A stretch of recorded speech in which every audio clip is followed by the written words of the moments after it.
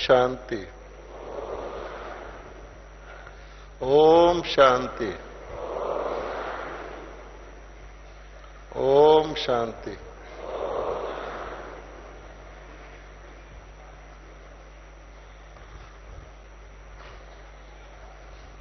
परम प्यारे बाप दादा जी की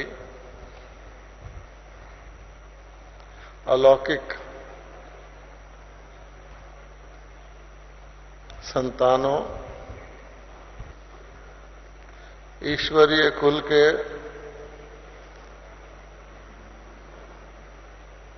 श्रेष्ठ ब्राह्मण बहनों और भाइयों, ये मधुबन और ये शांतिवन एक ऐसा स्थान है जहां पर हम सबको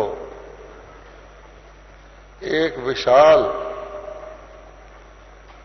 वृहद परिवार को देखने का, मिलने का अवसर मिलता है।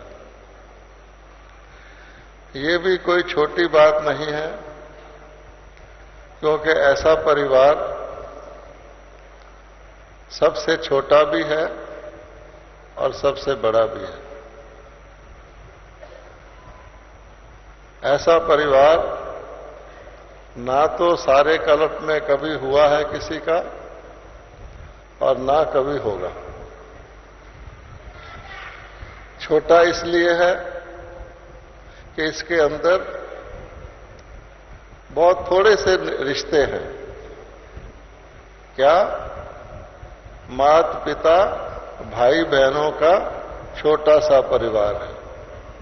इसके अंदर माता है, पिता है, भाई और बहन है, छुट्टी। और बड़ा किस तरह से है कि ये परिवार सारे विश्व में फैला हुआ है। ईश्वरी परिवार है, रूहानी परिवार है। और इसको स्नेह के धागे में बांधने वाला कौन है?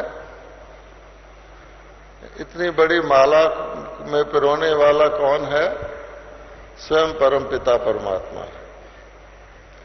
तो स्वयं परमपिता परमात्मा और ये ब्राह्मण कुल, ऐसा मिलन केवल संगम पर होता है। और संगम पर भी कहाँ होता है? हमारे अपने सेंटरों में नहीं हो सकता, हमारे जोन में नहीं हो सकता, मधुबन में ही होता है। और इसीलिए इसका नाम है मधुबन। मधु मैंने मीठा और बन मैंने न्यारा। तो न्यारा और प्यारा परिवार आज यहां इकट्ठा हुआ है। और इस बार तो क्योंकि लास्ट, बाबा कहते लास्ट टुबकी है इस सीजन की, तो इसकी संख्या भी हद से भी ज्यादा हो गई है। तो बड़ी खुशी की बात है कि दुनिया वाले परिवार को छोटा करना चाहते हैं और बाबा के बच्चे कहते हैं जितना बड़ा हो जाए उतना अच्छा है।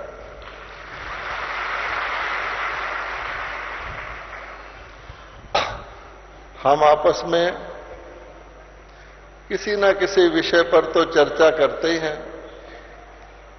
और जो कुछ भी हम आपस में चर्चा करते हैं वो बाप दादा के दिए हुए ज्ञान की, शिक्षाओं की, धारणाओं की ही चर्चा करते हैं। तो इस स्थान पर, इसको दुनिया से न्यारा स्थान नए आने वाले भी समझते हैं कि हम जैसे दूसरी दुनिया में आ गए, क्योंकि इस स्थान पर या तो योग तपस्या होती है और या ज्ञान चर्चा होती है। तो इसका वाइब्रेशन ही न्यारा है।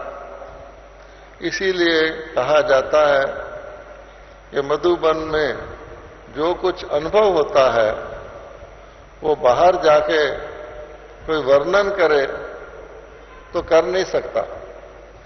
कुछ भी शब्द बोलेगा उनकी समझ में नहीं आएगा कि ये क्या बोल रहा। इसलिए महान महान महान सौभाग्यशाली आत्माएं ही यहां पर आती हैं। अभी तक भी नए बच्चे बाबा के आ रहे हैं, जिन जिनको वर्षा लेना है आ रहे हैं।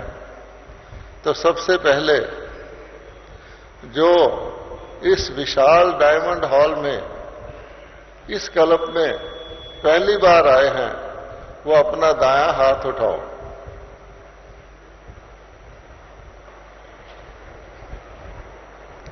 आधे से भी ज्यादा है। तो आपको यहां आने की मुबारक हो और अपने लिए ही ताली बजाओ कि जहां बड़े बड़े सन्यासी नहीं पहुंच सके, विद्वान नहीं पहुंच सके, साइंसदान नहीं पहुंच सके, वहां बाबा के बच्चे बाबा से वर्षा लेने के लिए बेहद का पहुंच गए हैं। आपको बहुत बहुत बहुत मुबारक हो, बहुत मुबारक हो।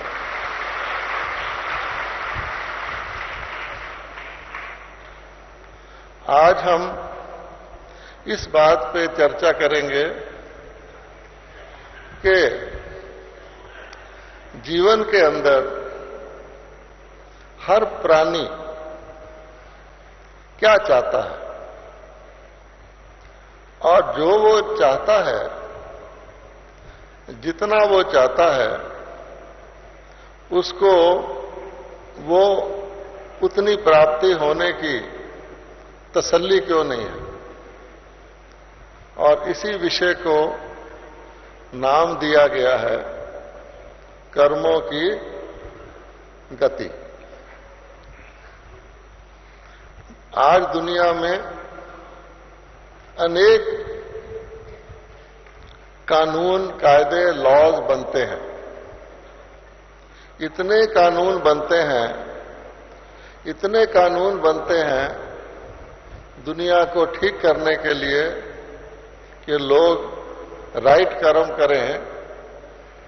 कि जैसे किसी बहुत पुराने रोगी को ठीक करने के लिए बहुत सारे डॉक्टर उसके आसपास बैठ जाए, बल्कि अस्पताल में ही उसको रखा जाए कि इसका इलाज किया जाए। नहीं तो डॉक्टर के पास तो कभी कभी जाते हैं दवाई लेने, लेकिन उनको सदा के लिए डॉक्टर चाहिए।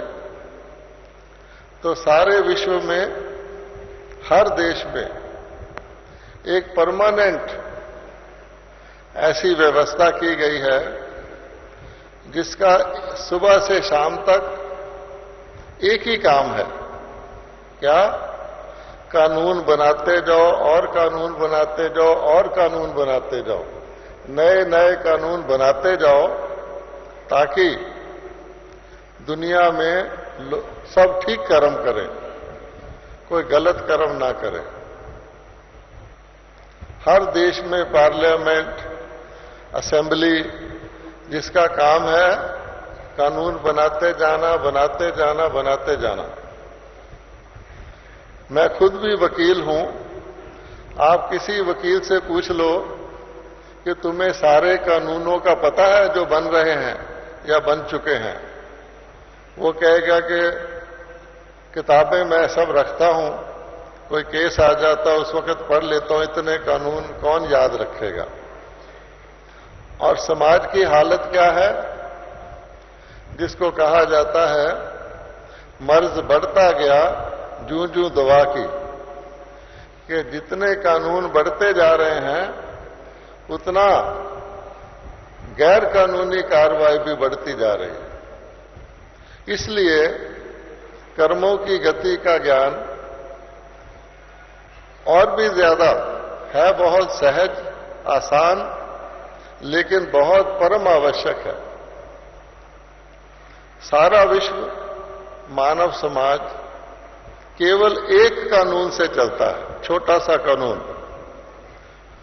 क्योंकि उस कानून के महत्व को नहीं समझते इसलिए ये हालत हुई है कि इतने अनेक कानून बनाते जा रहे हैं, कचहरियां बनाते जा रहे हैं, पुलिस स्टेशन बनाते जा रहे हैं, जेल बनाते जा रहे हैं कि शायद समाज सुधर जाएगा, लेकिन नहीं।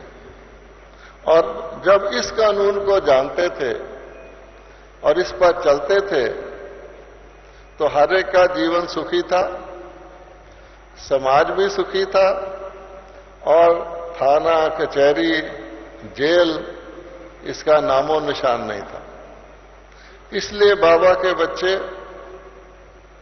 लकीएस्ट हैं कि बाप दादा ने हमें जो श्रीमत दी है और उसको पालन करने की जो शक्ति देने की विधि बताई है, उसका आधार एक ही कानून है।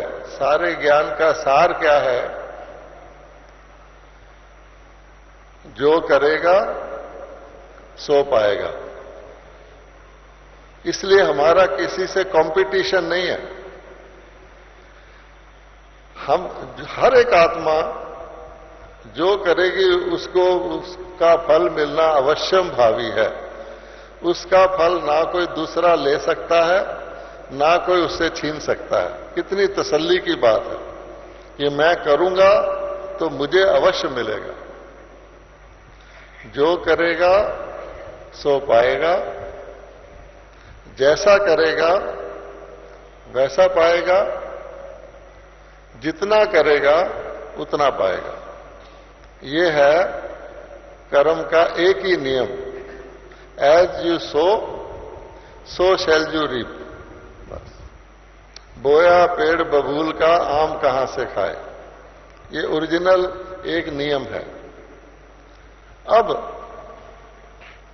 इस नियम को हमने बहुत बार सुना है, बहुत बार जाना है।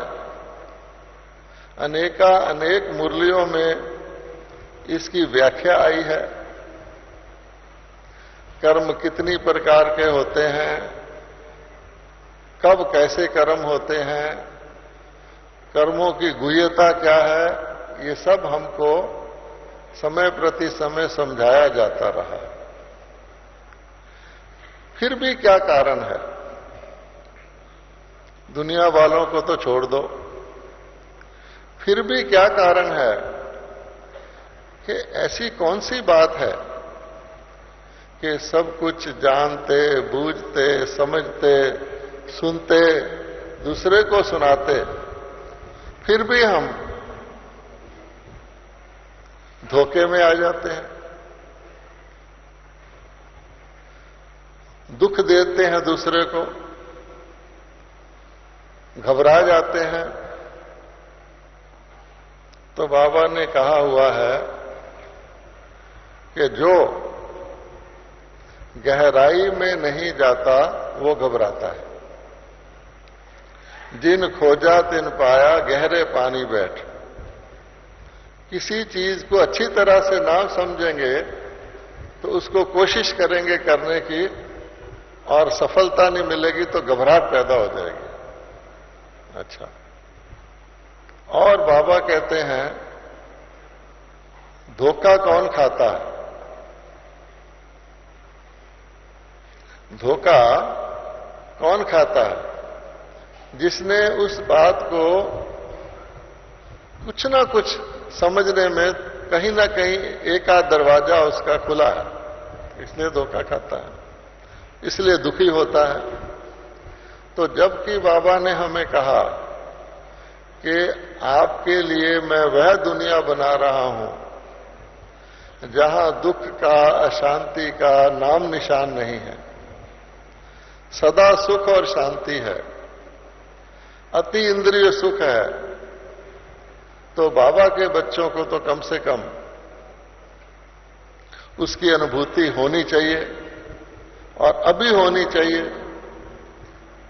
क्योंकि ऐसी कोई डेट तो फिक्स नहीं है, ऐसा कोई बॉर्डर तो फिक्स नहीं है कि एक दिन ऐसा आएगा, ये डेट क्रॉस करेंगे तो सतयुग शुरू हो जाएगा, या ऐसा कोई बॉर्डर है कि कलयुग की लीक क्रॉस करेंगे तो सतयुग आ जाएगा और सभी उसमें आ जाएंगे।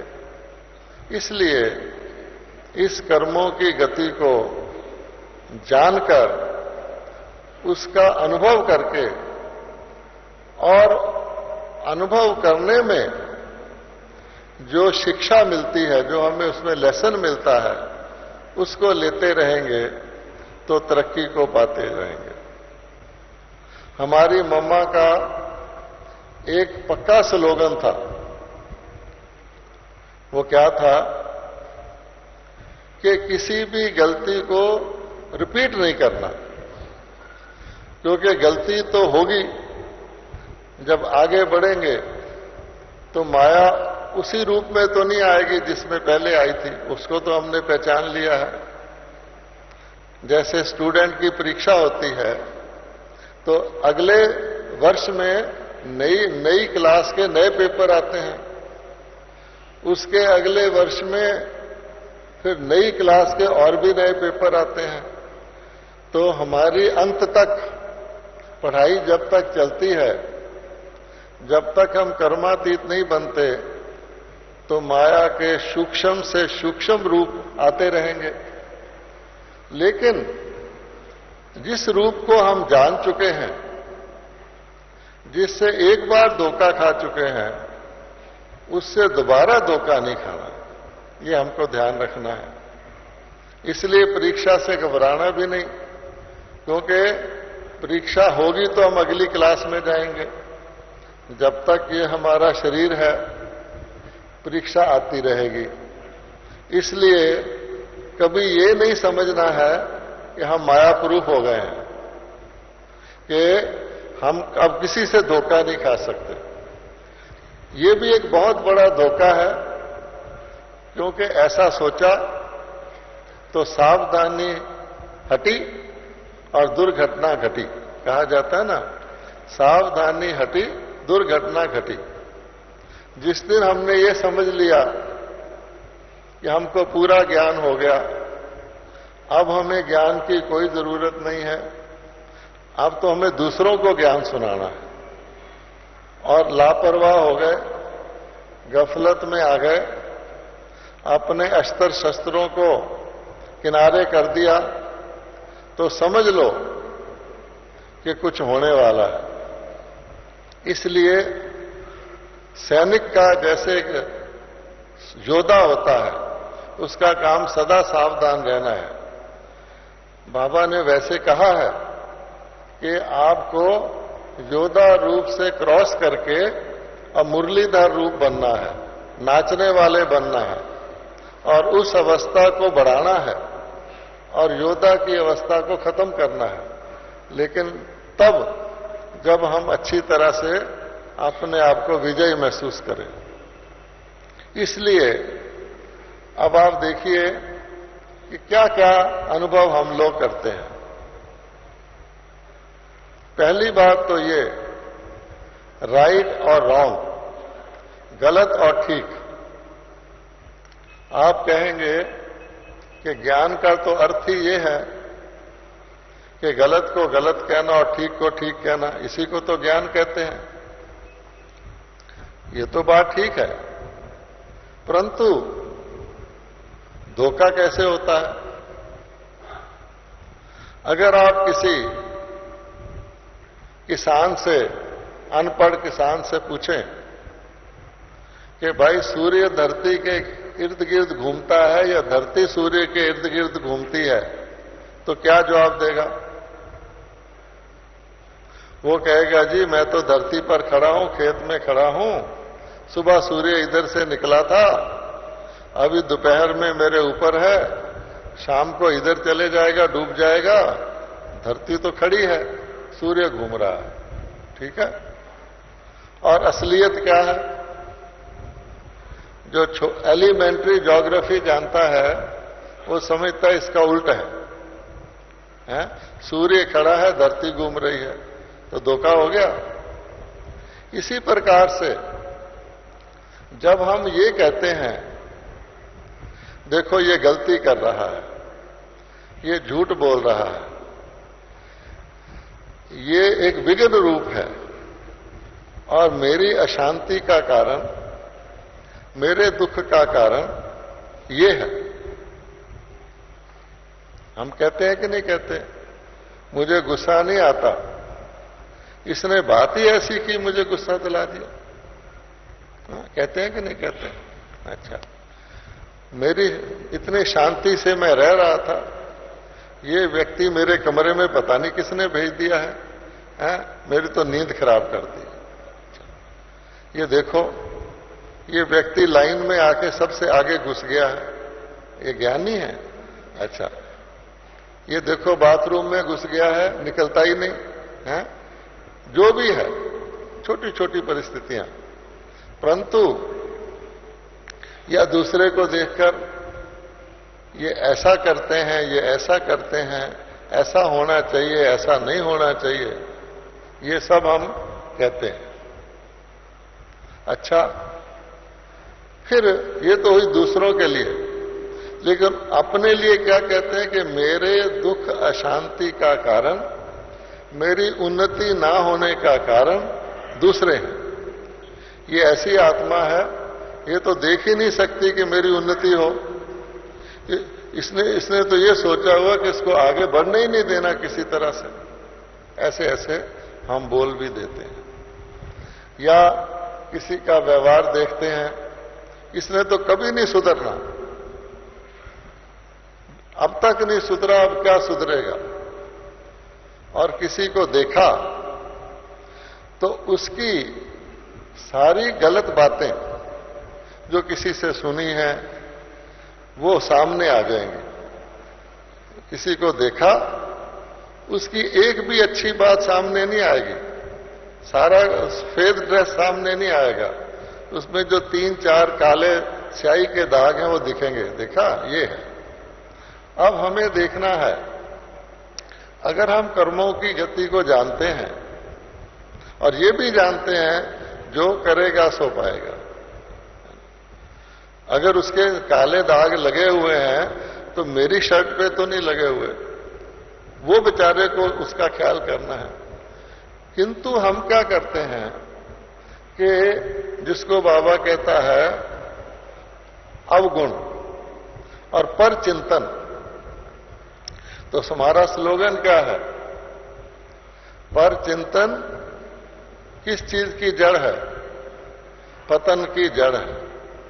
अब ज्ञान हम सुना, मुरली सारी सुनी, मुरली दूसरे को सुनाई भी, लेकिन जब व्यवहार में आए तो किसी को कहा ये ऐसा है, ये ऐसी है, तुमको पता है इसने ये किया, इसने वो किया। अब बताओ कि जब हम पर चिंतन के उल्टे चक्कर में, पर दर्शन के चक्कर में लग जाएंगे तो हमें अपनी उन्नति का ख्याल, अपने सो चिंतन का ख्याल, बाबा कहते ज्ञान रतन जो मैं आपको देता हूं उसको अच्छी तरह से सजाकर अपने अंदर रखने का ख्याल, कि जब जिस रतन की जरूरत हो वो निकल आए। वो होगा ये अंदर कंफ्यूजन भरा हुआ होगा, ढूंढना चाहेंगे तो भी नहीं मिलेगा, मौके के ऊपर नहीं मिलेगा, बाद में कहेंगे अरे ये तो ऐसा था, मैंने ऐसे नहीं किया। जैसे बाबा कहता है कि कई लोग बाद में सोचते हैं ये पॉइंट मेरी रह गई, वो तो भाषण में रह गई, जीवन में भी रह जाती है। फिर सोचना और करना, हम कहते हैं मैं ये करना तो चाहता हूं। हाँ, बाबा ने अभी ताजी मुरली में भी कहा है क्या कि हाथ उठवाओ कि श्री राम सीता कौन बनना चाहते हैं, कोई नहीं उठाएगा।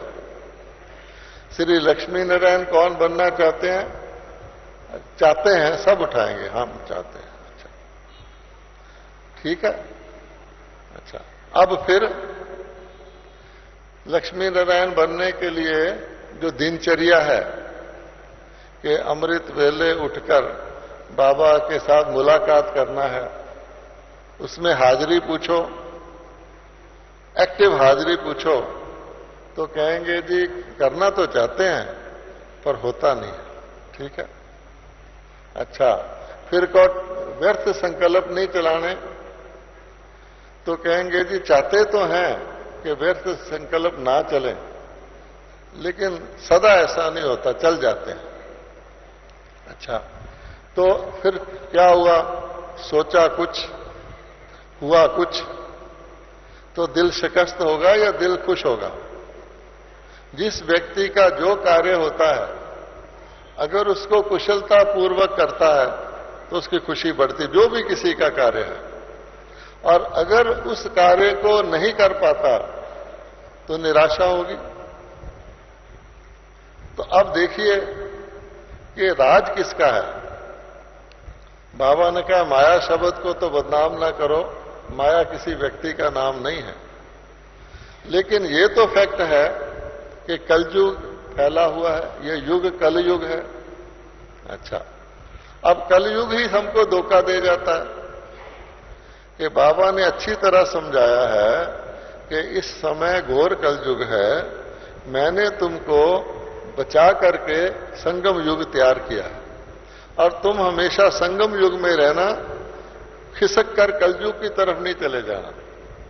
अच्छा, और तीसरी आंख भी दी है कि बच्चे ये तुम्हारी टेस्ट है, ये कभी तुम्हें कलयुग में नहीं जाने देगी, चाहे घोर कलयुग के अंदर चले जाओ तुम न्यारे रहोगे। लेकिन क्या करते हैं? माया का ये इस समय का राज ऐसा है, सच बोलना मुश्किल, सच पर चलना मुश्किल, झूठ बोलना आसान और झूठ पर चलने का फल भी मिल जाएगा। राज ही ऐसा है। अच्छा, गलत काम करना से फायदा दिखता है, अच्छे काम करने में तकलीफ दिखती है, नियम तोड़ने में सामने फल दिखता है और नियम का पालन करने में फल गुम हुआ दिखता है। तो क्या करते हैं फिर किसी ना किसी की एग्जाम्पल देकर, वो भी ऐसे करता है, बड़े भी ऐसे करते हैं। कौन है जो ऐसे नहीं करता?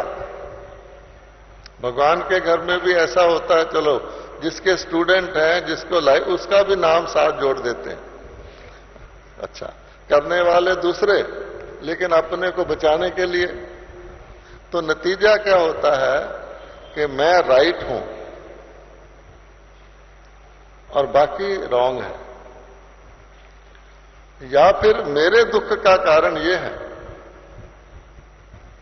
मान लो आप सड़क के ऊपर पैदल जा रहे हैं या कोई साइकिल चला रहा है, मोटरसाइकिल चला रहा है, कार चला रहा है, तो पहला काम तो हमारा ये होता है कि मैं ऐसी कोई गलती ना करूं जो मुझे कोई टक्कर मार जाए या मैं किसी से टकरा जाऊं।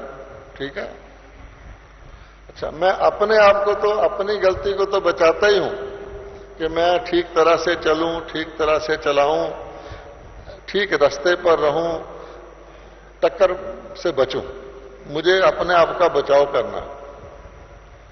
लेकिन अगर दूसरा, बहुत ट्रैफिक आ रहा है, चलो मैं तो होश हवाश में हूं, सोच समझ के चल रहा हूं, ज्ञान की रोज धारणा करके चलता हूं, लेकिन सामने से जो ट्रैफिक आ रहा है वो तो मेरे कंट्रोल में नहीं है।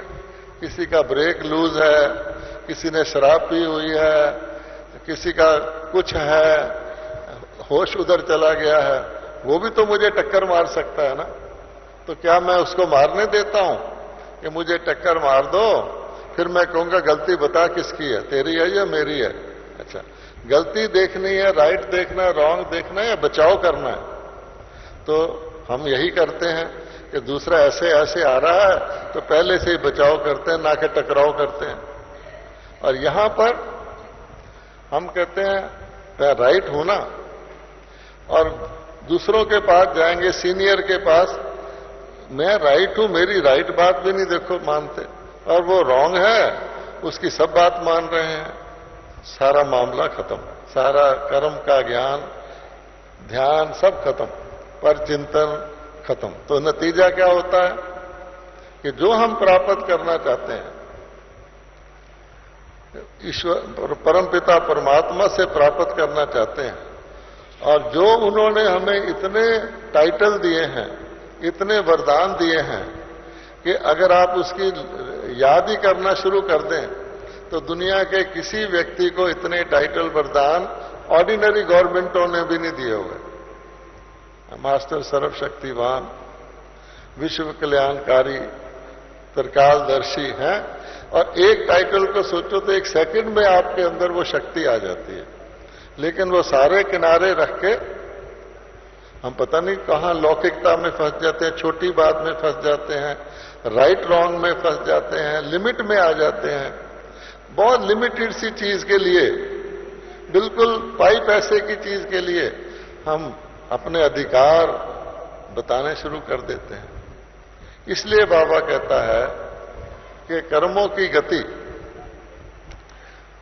को समझते हैं, जब उसको प्रैक्टिकल में लाते हैं तो धोखा हो जाता है। आप देखो कि किसी ऐसे इलाके में जैसे रेगिस्तान होता है, अरब कंट्री है, खूब धूप पड़ती है, खूब रेत है, पानी है नहीं, तो वहां पर कौन सी वेजिटेशन उगती है? वहां पर केवल कांटे उगेंगे, कैक्टस उगेगा, झाड़ियां उगेंगी, कोई अच्छे पत्तेदार पेड़ नहीं उगेंगे, कोई गुलाब के फूल नहीं उगेंगे। अगर वहां उगाने की कोशिश करोगे तो मुरझा जाएंगे, बहुत टाइम लगेगा, उसको बचाव के रखना पड़ेगा, धूप से पानी एक्स्ट्रा देना पड़ेगा, तब उसका बचेगा। अब बाबा क्या कर रहे हैं कि बिल्कुल सूखी दुनिया, दुख की दुनिया, उल्टी दुनिया में स्वर्ग का बगीचा बना रहे हैं, छोटी सी नर्सरी। ये हमारी क्या है? ये हमारी छोटी सी नर्सरी है कि ऐसे बाबा ने चुन चुन करके ऐसे पौधे लगाए हैं, जिनको बहुत अपने छतर छाया में प्रोटेक्ट किया हुआ है, और उनको जिसको जैसी खुराक चाहिए, या किसी पौधे को कुछ चाहिए, किसी को कुछ चाहिए, लेकिन है सारे फूल, तो वो बाहर कहीं रख दें और उसको उसकी प्रोटेक्शन से हटा दें, वो तो मुरझा जाएंगे, क्योंकि उनके नियम ही दूसरे हैं, हमारे नियम ही दूसरे हैं। तो हम दुनिया की चीजों के साथ अपना मुकाबला करने लग जाएं कि मेरे दोनों हाथ में लड्डू हों, कि दुनिया के अंदर जिसको आज बड़ा गिनते हैं, बड़ा बड़ा मकान, बड़ी बड़ी मोटर, बड़े बड़े वो भी हों, और ज्ञान में भी मैं स्ट्रांग हूं, बाबा का भी इधर भी मेरा फर्स्ट नंबर आ जाए, उधर भी मेरा फर्स्ट नंबर आ जाए, होने वाला है। पहले तो सोचना ही गलत है, क्योंकि जिन चीजों के अंदर हम ढूंढते हैं कि शायद ये मेरा दुख, मेरी अशांति ज्ञान से तो दूर नहीं हुई, शायद उससे दूर हो जाए, ये तो और ही बड़ा धोखा है। हम कलयुग के युग को भी भूल गए, ये भी भूल गए कि कलयुग में पुण्य कर्म हो ही नहीं सकता। देखो बाबा ने हमें मोटी कर्मों की फिलॉसफी बताई हुई है। कलयुग में पुण्य कर्म हो ही नहीं सकता। अगर आप जिसको पुण्य कर्म कहते हो उसको टेस्ट करके देखोगे तो आपको लगेगा कि पाप ही हो गया। आपने दान किया, आपने मछली को आटा खिलाया, जो कुछ किया उसका एंड प्रोडक्ट क्या हुआ? आपने हॉस्पिटल खोल दिया कि लोगों की हेल्थ अच्छी बने, स्कूल खोल दिया लोग शिक्षा को प्राप्त करें, ये पुण्य कर्म है। अगर किसी का स्वास्थ्य कलयुग में अच्छा हो भी जाए तो उस स्वास्थ्य को किस काम के लिए यूज करेगा? वो विषय भोग के लिए। अगर वो पढ़ा लिखा भी हो गया तो किस काम के लिए यूज करेगा? लोगों को चीट करने के लिए पढ़े लिखे लोग ज्यादा समझदार हो जाते हैं। अगर आप मछली को आटा खिलाएंगे, मछली को कोई दूसरा खा जाएगा, आपका आटा किसके पेट में गया? अगर आप टोटली देखेंगे तो बाबा ने बता दिया है कि कलयुग में पुण्य कर्म हो ही नहीं सकता, जिसको पुण्य कर्म कहते हैं। जब हमको ऐसी आंख दे दी फिर भी हम धोखे में आ जाते हैं। तब बाबा ने कहा है कि बच्चे, एक तो युग का ध्यान रखो। सतयुग में जितने कर्म होते हैं उसका क्या नाम दिया हुआ बाबा ने? वो कर्म सुकर्म है, अकर्म है, विकर्म है। कौन से कर्म है? अकर्म है। कर्म किया लेकिन उसका कोई आगे फल नहीं बनेगा। जैसे कैश सौदा करते हैं ना, आपने पैसा दिया, चीज ले ली, उसके बाद दुकानदार से आपका कोई कनेक्शन नहीं, कोई खाता नहीं खोलेगा। तो सतयुग में क्या है, जितनी हमारी प्रारब्ध है उसको हम यूज करते हैं, कोई किसी का फायदा नुकसान नहीं कर सकता, हर एक अपनी प्रारब्ध यूज कर रहा है और फिनिश, उसका अकाउंट नहीं बनेगा। अच्छा, अगर द्वापर से आ गए तो आपका अकाउंट बनेगा। जैसे खाता खोल लेते हैं ना उधार का, तो लेने देने का, उसने इतना देना है, उसने इतना लेना है, तो अकाउंट वाले को हर बार अकाउंट देखना पड़ता है, कितना लेना है, हिसाब रखना पड़ता है। और बाबा कहता है कि सारे कल्प में अच्छे कर्म, पुण्य कर्म केवल संगम पर होते हैं, ये भी हम जानते हैं। और इसका प्रूफ है कि सतयुग से लेकर कलयुग के अंत तक चढ़ती कला नहीं है। कुछ भी कर लो, राजा बन जाओ, दान कर लो, अस्पताल खोल लो, डॉक्टर बन जाओ, पंडित बन जाओ, कुछ जमुना में खड़े हो जाओ, गंगा में खड़े हो जाओ, नीचे ही आना। तो जब बाबा ने हमको कर्मों की गति के साथ समय का भी ज्ञान दिया है, तो उस समय संगम का कितना महत्व हो जाता है।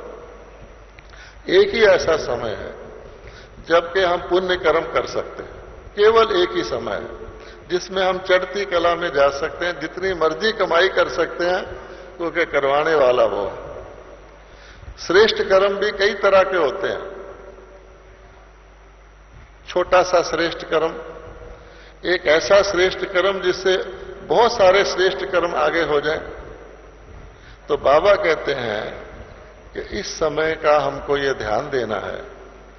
और सिर्फ दो बातें हैं।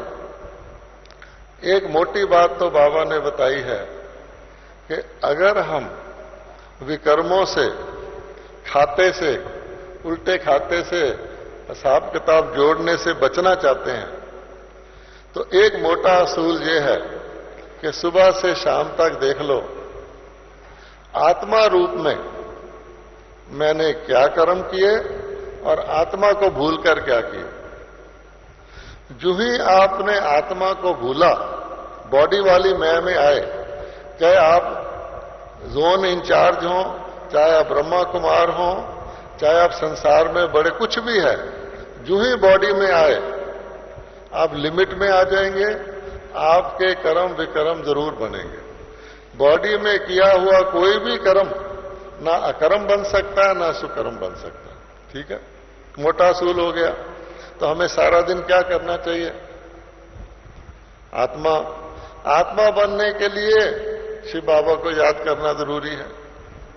एक तो ये बात है। दूसरे बाबा कहते हैं कि हमारा जो मन है ना, संस्कार तो आत्मा में रहते हैं, हम दुनिया में रहते हैं, और आत्मा के संस्कारों को प्रैक्टिकल में लाने के लिए, वाचा में लाने के लिए, कर्मना में लाने के लिए मन स्टार्टिंग पॉइंट है।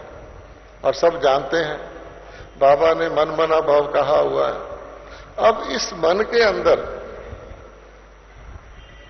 अगर हमारे मन के अंदर बहुत सारे मिक्सचर हैं, बहुत सारी बातें हैं, आलतू फालतू, इधर की उधर की, छोटी लिमिट की, तो उसके अंदर अच्छी बातें भी हैं। तो ऐसे हो जाएगा जो बहुत बड़े ढेर के अंदर दो चार हीरे छिपे हुए हैं।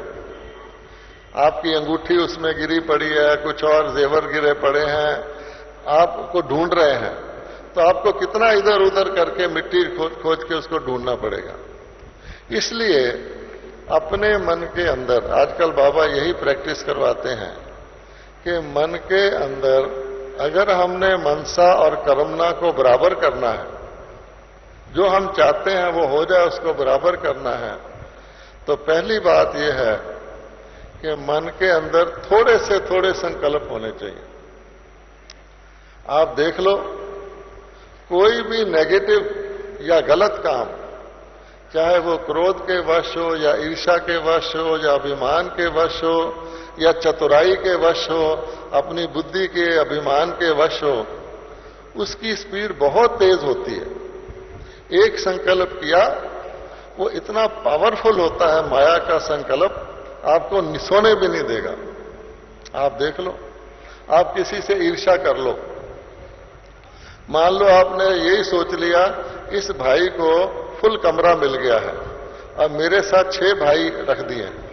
अच्छा, ये मन में सोच लिया इस भाई को फुल कमरा मिला है, अब रात को सो के दिखाओ।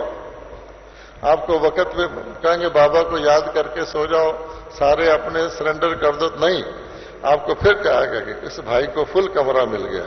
एक छोटा संकल्प कितना पावरफुल। अच्छा, क्रोध का संकल्प करके देख लो, छोटा सा पतला सा व्यक्ति जिसमें जम भी नहीं है, अब उसको क्रोध का संकल्प आ जाए तो 10 व्यक्तियों को ऐसे देखता है, वो भी डरते हैं। पावर आ गई। अच्छा, इसी प्रकार से आप देखो, काम विकार के लिए तो कहानियां हैं कि एक व्यक्ति था, उसने नदी पार करनी थी तो मुर्दे को किश्ती समझ के चला गया। उसको ऊपर चढ़ना था तो सांप को उसने समझा रस्सी है, इतना अंधा। तो आप सोच सकते हैं कि माया के राज में आप कोई भी मायावी संकल्प करोगे तो माया बहुत ताकत दे देगी आपको, लेकिन उसके राज में कोई शुद्ध संकल्प करके दिखाओ, पहले तो ढीला ढाला होगा, मजा ही नहीं आएगा, कोई सपोर्टर भी नहीं मिलेगा उसका, अकेले पड़ जाओगे सवाए भगवान के। इसलिए बाबा कहता है संकल्पों की क्वांटिटी को घटाओ और आत्माभिमानी होकर बेहद और न्यूट्रल होकर संकल्प करो। मेरा फायदा, मेरा ये मेरा वाला बॉडी कॉन्शियस का है, मैं निमित्त कहां गया। घाटा भी होता देख रहा हो ना, अपनी रॉयल्टी नहीं गंवानी चाहिए। हम रॉयल्टी खोकर, बाबा कहता मांगने से मरना भला, छीन लिया तो खून बराबर है, शहद मिले तो दूध बराबर। हमारे मुंह से ये निकले कि मुझे कोई सेवा दे दे, मुझे कोई चांस, ये मांगना नहीं है, रॉयल ढंग से मांगना है। हे भगवान मेरा ध्यान कर, मेरी बीमारी ठीक कर दे। तो बाबा कहते रॉयल ढंग से मांग लिया। एक बाबा को तो सब पता है इसको क्या मिलना चाहिए, पूरी मदद करेगा। इसलिए हमें बाबा ने ये काम दिया है कि मन को बजाय ये नहीं आना चाहिए, वो नहीं विचार आना चाहिए ना। बाबा ने हमको हर प्रकार का काम दे दिया कि देखो, एक तो व्यर्थ संकल्पों को, जो व्यर्थ संकल्प ज्यादातर पास्ट के होते हैं और उससे फिर फ्यूचर के भी बन जाते हैं, तो फुल स्टॉप लगाने के लिए पहले तो मेरे आगे सारे व्यर्थ संकल्प अच्छी तरह बाबा को याद करके, हे दयालु कृपालु, कृपा निधान, तोबा तोबा, ये मेरे संकल्प आपके हवाले। और फिर वापस नहीं लेंगे, आ गए तो हम वापस कर देंगे बिच्छू समझ के। अच्छा, तो आप हल्के होंगे, बाबा मदद करेगा। फिर बाबा कहता है इतना काफी नहीं है, तो अब आपको क्या करना है कि सारे विश्व को अपना बेहद परिवार समझकर, ये नहीं मेरे पति को ये हो जाए, मेरे बेटे की नौकरी लग जाए, ये कोई पॉजिटिव संकल्प नहीं है बाबा मदद कर दे ना। सारे बेहद की ईश्वर की फैमिली, हम ईश्वर की संतान हैं, उसका दुख दूर हो, इसके लिए बाबा कहता है ऐसे संकल्प उठाओ। अच्छा, फिर बाबा कहते हैं कि और ले लो, तुमको हर चीज कमानी है मेरी मदद से, ऐसा नहीं मैं हर एक को ऐसे दे दूंगा फिर तो सबको दे दूं। तो प्रकृति के जितने शरीर हमको मिलने हैं और जिस प्रकार की दुनिया में युग में हमने आना है, उसके लिए उसको सतो प्रधान भी हम अपनी मनसा से बनाते हैं, क्योंकि मनुष्य आत्मा ही तत्वों का सदुपयोग करती है, मनुष्य आत्मा ही तत्वों का दुरुपयोग करती है। उसमें मन है कि अगर मेरा मन सतोगुणी है तो तत्वों को भी मैं सतोगुणी बनाऊंगा। तो पहले तो आज गीत भी हमने सुना, अपनी आंख से ऐसा देखो, अपने कान से ऐसा सुनो, अपने मुख से ऐसा बोलो। ये नहीं कि सारी दुनिया मेरे लिए बनी है, बल्कि मैं सारी दुनिया के लिए बना हूं। इसलिए बाबा कहता है कि वाचा से ऐसी बात ना निकल जाए जो किसी को दुख दे, ऐसी निकले जो उसको ठंड पड़ जाए, वो आपके पास दोबारा भी आएगा। आपने दुख की बात कर दी, वो भूल के कोशिश करेगा आपके पास दोबारा ना जाए। इसी प्रकार से किसी का अवगुण देख के किसी को वर्णन कर दो, हमारा कोई अवगुण वर्णन कर दे, हमको अच्छा थोड़ी लगता है, नहीं। तो हमारी आंख सद्गुण देखे हर चीज को, क्योंकि सतोगुणी बनना है। तो इसलिए बाबा कहते हैं कि अपने मन को सुबह से शाम तक मनसा सेवा, अपनी सेवा और सारी दुनिया के दुख दूर करने की सेवा बाबा की शक्ति लेकर, और प्रकृति को सतो प्रदान करने, इतनी सेवाएं जिसको मिल जाए उसके पास टाइम है वेस्ट करने का? नहीं है। इसलिए कर्मों की गति का हमारा ज्ञान एलिमेंट्री नहीं है। ड्रामा को ध्यान में रखना है, कुछ भी गड़बड़ हो जाए ड्रामा फिनिश, दोबारा उसको नहीं सोचना है। दूसरा गलती कर रहा है, उसका फल मैं क्यों लूं? गलती वो कर रहा है, वो क्रोध दिलवा रहा है, मुझे क्रोध आ गए ना। कोई कुछ भी कर ले, हम कमल पुष्प के समान हैं। इसके लिए हमें निमित्त भाव बहुत जरूरी है कि बाबा हम निमित्त हैं, जो कुछ आप अच्छा करवा रहे हो वो आपके निमित्त है, नेकी कर दरिया में डाल। अभिमान किया तो मैं आई, फिर सारी गड़बड़ हो जाएगी। ओम शांति।